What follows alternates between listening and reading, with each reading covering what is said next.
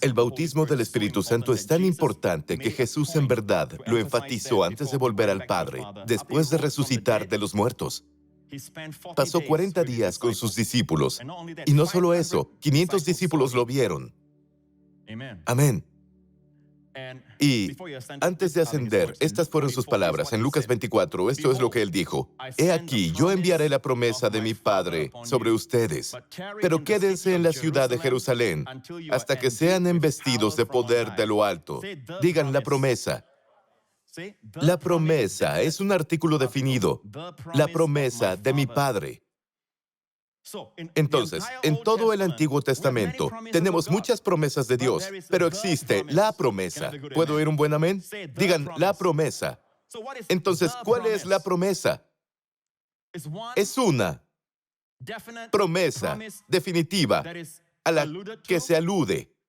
Ese es un énfasis del que todos los profetas hablaron en el Antiguo Testamento. Amén. O al menos hicieron alusión a ella. Pero ¿cuál es la promesa? Amén. Esto es la promesa. Que sean investidos con poder de lo alto. ¿Qué es ser investido de poder de lo alto? Veamos Hechos. Y estando juntos, ahora Jesús estaba a punto de ascender al cielo. Jesús les mandó que no se fueran de Jerusalén, sino que esperaran la promesa del Padre. Digan la promesa. ¿Cuál es la promesa del Padre? Artículo definido, una sola promesa, la promesa del Padre. Es la promesa del Padre la que hace que todas las demás promesas se cumplan en tu vida. Amén. Esperen la promesa del Padre, la cual, les dijo Jesús, oyeron de mí. Amén. Porque Juan ciertamente bautizó con agua, mas ustedes serán bautizados con el Espíritu Santo dentro de no muchos días. Amén. Entonces lo vieron subir, pero antes de subir, ¿qué dijo? La promesa. Entonces, 10 días más, después de 40 días, fue el día de Pentecostés. Cuando el día de Pentecostés llegó, Dios envió al Espíritu Santo. Amén.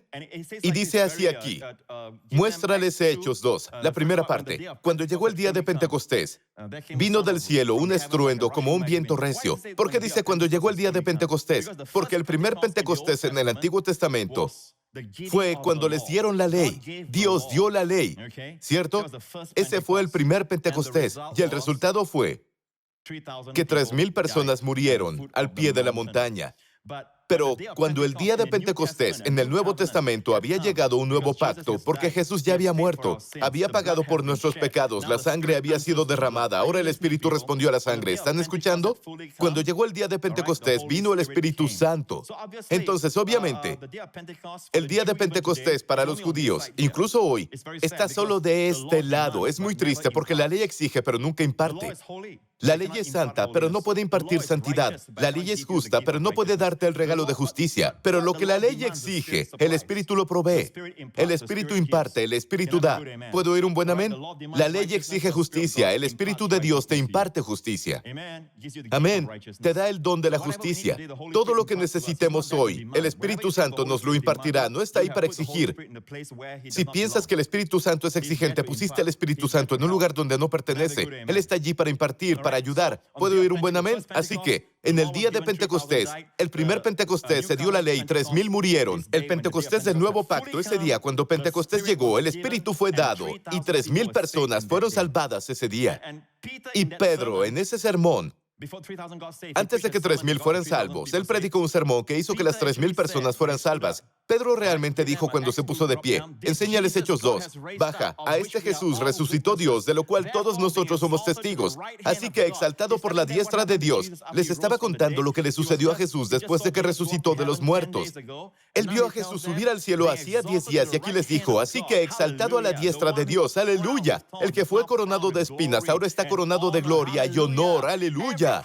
Cada corona, corónalo con muchas coronas, aleluya. Amén, Él es digno. Y habiendo recibido del Padre la promesa del Espíritu Santo, ha derramado esto que ahora ven y oyen. Es como si Jesús en el cielo dijera, oye, ahora tienes el don del Espíritu Santo, yo lo pagué, ahora lo tienes. Y era el sueño de todo el pueblo judío en el Antiguo Testamento tener esta promesa, pero no podían tenerla en el Antiguo Pacto, porque Cristo aún no había muerto. Amén.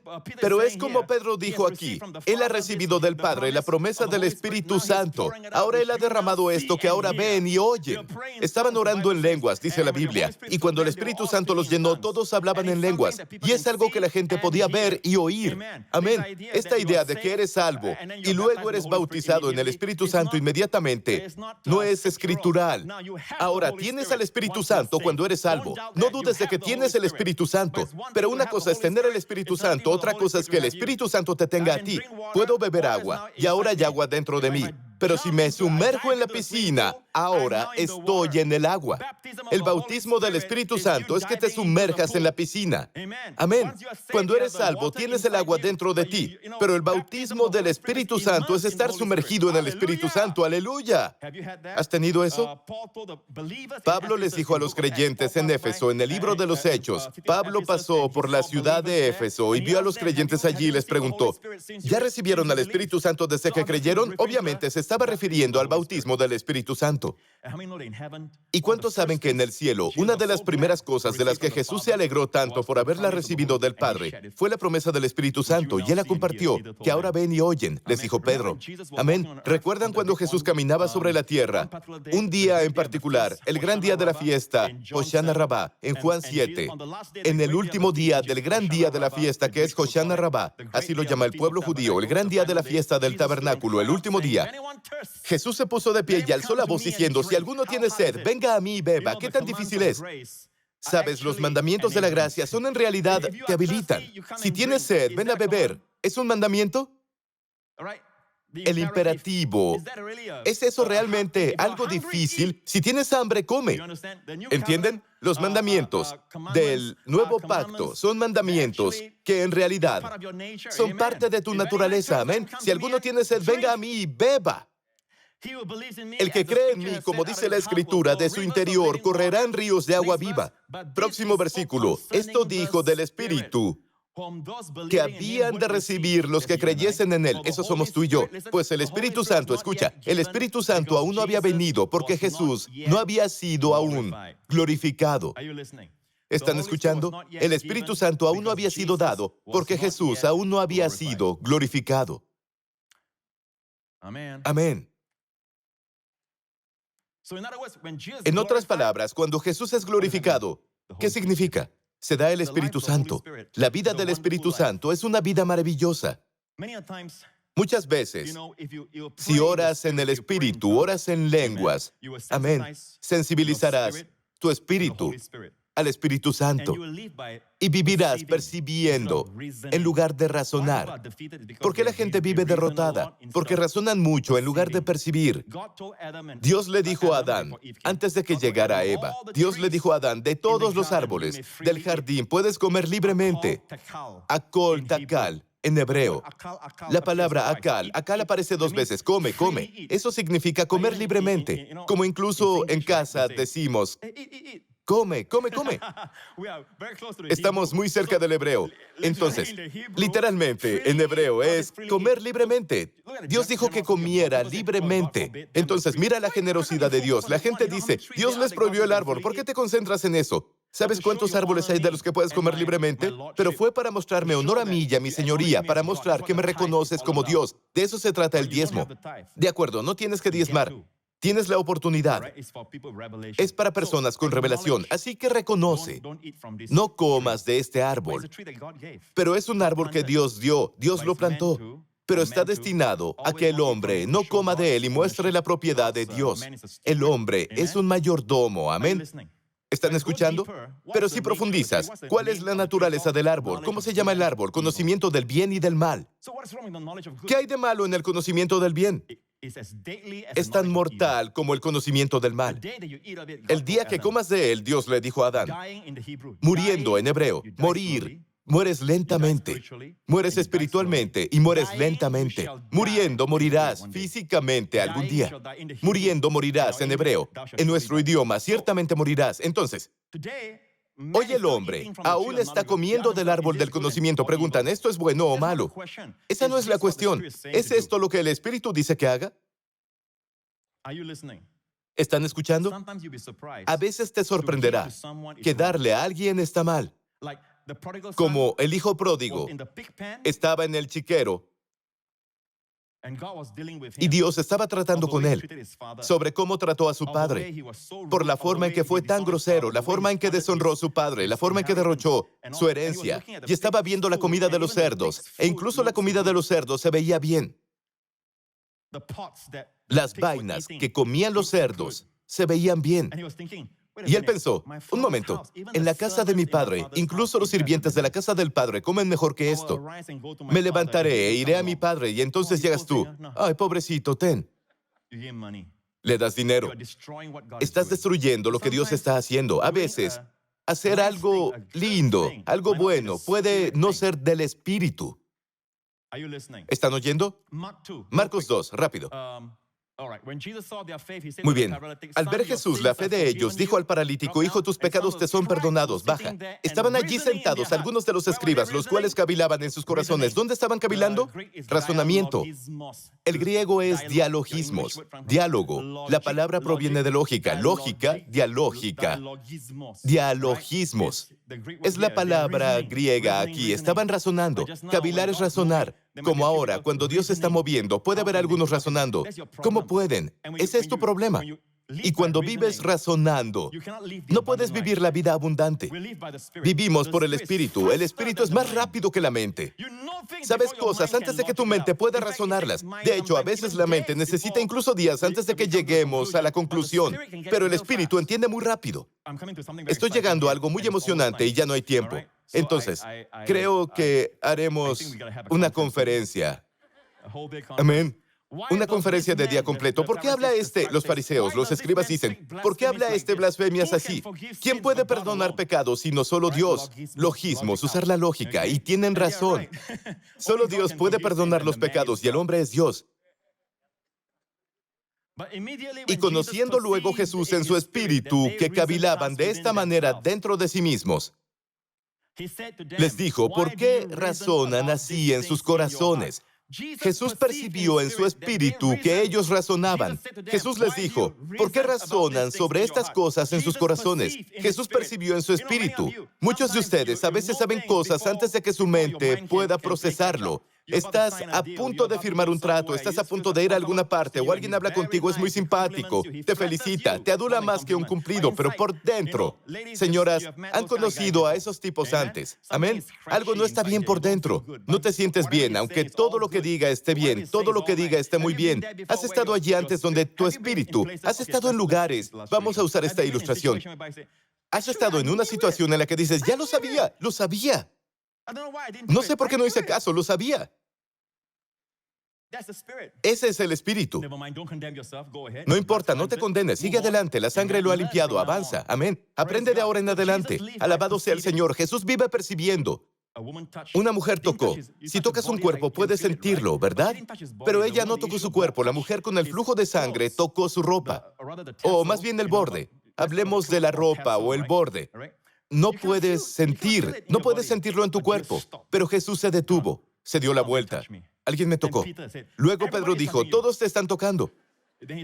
Luego él dijo, no, percibo que virtud, poder ha salido de mí.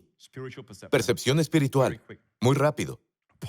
Pablo fue llevado a la barca como prisionero. Se fue de donde prediqué en Cesarea, donde prediqué en ese estadio. Pablo le predicó allí a Festo, el procónsul de Judea en ese momento, y les predicó al rey Agripa y a su esposa Berenice. Y puedo decirles dónde estaban sentados. Todavía existe ese asiento especial donde el rey solía sentarse, ¿de acuerdo? En Cesarea. ¿Cuántos de ustedes estuvieron allí en Cesarea? ¿Recuerdan cuando estaba predicando desde Cesarea? Allí es donde Pablo hizo su última defensa. En fin, Pablo dijo, apelo al César. Entonces Festo dijo, entonces al César irás. Muy bien, no quería que lo devolvieran a Jerusalén porque sabía que esos judíos iban a matarlo antes de que pudiera predicar el Evangelio. Ya habían rechazado el Evangelio, por lo que Pablo dijo, es hora de los gentiles, apelo al César. Así que fue como prisionero, lo obligaron a subir a bordo de un barco. Y Julio era el centurión. Por cierto, todos los centuriones en la Biblia, en el Nuevo Testamento, están representados todos bajo una luz favorable. Cada centurión, muy interesante. En fin, Pablo tenía el favor de ese chico. Él incluso permitió que Pablo hiciera un viaje por tierra cuando el barco zarpó hacia Sidón. Pablo tenía amigos allí y dejó que Pablo, siendo prisionero, fuera a ver a sus amigos porque sabía que Pablo cumpliría su palabra y volvería. Muy bien, ¿qué prisionero? Entonces Pablo regresó con los otros prisioneros. Regresaron y él estaba en el bote atado y todo eso. Tal vez no estaba atado porque en el barco era un barco prisión y estaban camino a Roma. Y la Biblia dice esto. Vean esto. En Hechos, Pablo les dijo, varones, veo que la navegación va a ser con perjuicio y muchas pérdidas. No solo del cargamento y de la nave, sino también de nuestras vidas. Pero el centurión daba más crédito al piloto y al patrón de la nave que a lo que Pablo decía. Entonces, ¿cuántas veces tienes ese testimonio, pero luego los expertos? Soy un timonel. Pablo, ¿cuántas veces has sostenido el remo? ¿Cuántas veces has pasado tiempo con Johnny Depp? ¿Es él capaz de manejar el barco pirata o este barco prisión? ¿Qué es Pablo? Es un predicador, vamos, ¿qué sabe él? Pero el centurión daba más crédito al piloto y al patrón de la nave. Es dueño del barco, es su barco, lo sabe. Pero Pablo dijo, oigan chicos, deténgase un rato, percibo que este viaje terminará con un desastre y mucha pérdida. No dijo nuestras vidas al final de la historia porque escucharon a Pablo más tarde.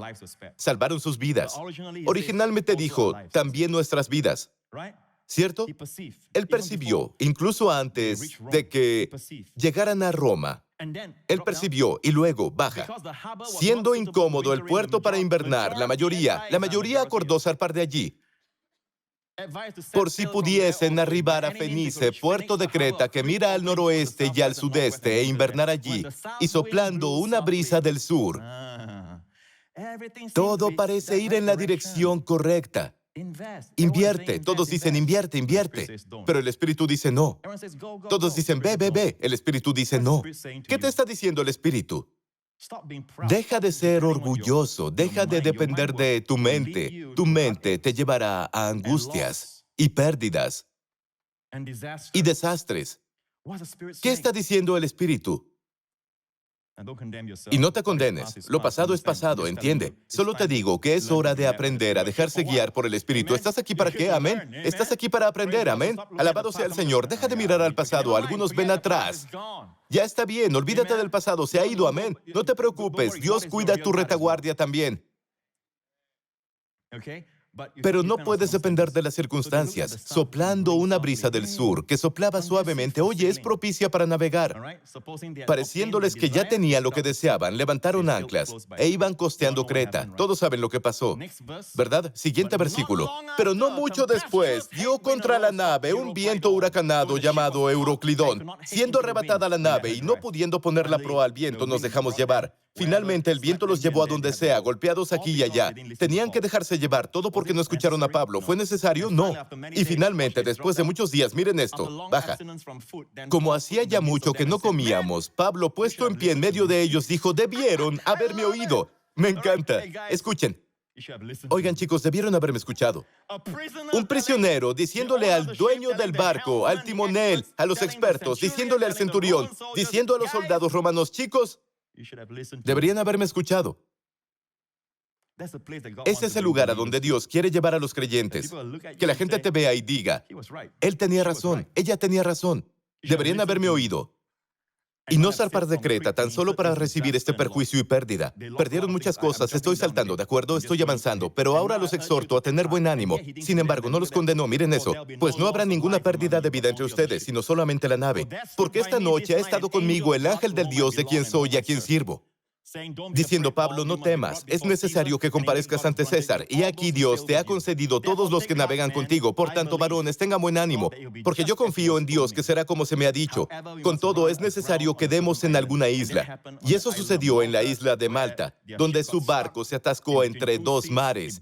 Se rompió la nave, pero todos saltaron al agua. Aquellos que saben nadar, nadaron a la isla de Malta, y los demás llegaron en tablas, los que no sabían nadar. Amén. Se fueron sobre tablas, todos llegaron a salvo. ¿Escucharon? Porque escucharon a Pablo. De hecho, en medio de eso, Pablo les dijo, intentaban escapar de las personas que estaban a cargo del barco. Se dieron cuenta de que nunca habían visto una tormenta así e intentaron escapar en un bote. Y Pablo le dijo al centurión, diles a estos hombres que se queden a bordo, de lo contrario, todos moriremos. Y esta vez el centurión escuchó a Pablo, oyó a Pablo. Y como resultado, todos llegaron a salvo. Solo quiero compartirles esto. El Espíritu da testimonio a tu espíritu. Amén. Entonces, si no estás seguro, por cierto, si piensas, he estado sintiendo esto en mi corazón, divorciarme de mi marido, ese no es el Espíritu, es el diablo. ¿Entendido? Siento en mi espíritu que quiero comenzar esta relación con esa chica y eres un hombre casado. Eso no es el Espíritu. No es el Espíritu. Oye, no es el Espíritu. ¿De acuerdo? Siento decirle sus verdades. No es el Espíritu. Tú has estado diciendo muchas verdades, se te nota. No es el Espíritu. ¿De acuerdo? Entonces, nunca violará la palabra de Dios, pero siempre te llevará por caminos de paz y descanso, y te llevará a la abundancia, a una tierra amplia. Por cierto, Malta, la isla a donde iban todos como refugio, en griego significa miel. El Espíritu siempre te llevará. Si escuchas a Pablo, si escuchas las epístolas de Pablo y todo eso, Dios le dio la revelación del Evangelio de la gracia a Pablo. Él siempre te llevará a la tierra que fluye leche y miel. Amén.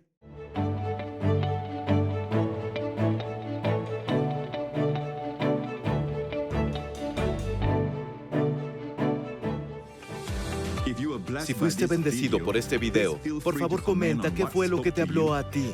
Danos un like y compártelo con un amigo que necesite aliento. No olvides suscribirte si no quieres perderte ninguno de mis nuevos videos. Gracias por sintonizarnos y nos veremos de nuevo pronto.